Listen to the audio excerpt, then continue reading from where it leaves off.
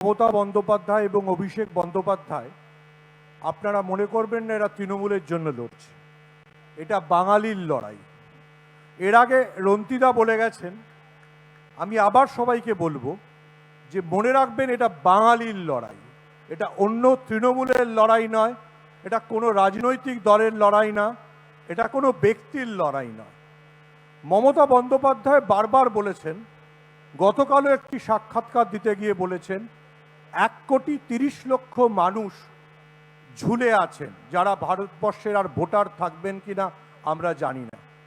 ইউরোপের অধিকাংশ দেশের জনসংখ্যা 1 কোটির নয়। এই যে ইরান আমেরিকা যুদ্ধ হচ্ছে, কুয়েত আর কাতারের জনসংখ্যা 50 লক্ষ নয়।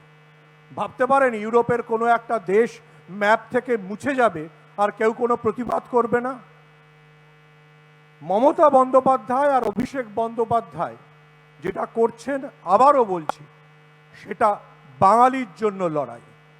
বাঙালি, সে বাঙালির নাম সুভাষ বোস হোক, সে বাঙালির নাম বিধান রায় হোক, সে বাঙালির নাম মমতা বন্দ্যোপাধ্যায় হোক, তারা কোনোদিন উত্তর এবং মধ্য ভারতের শক্তির কাছে মাথা নোয়ায়নি।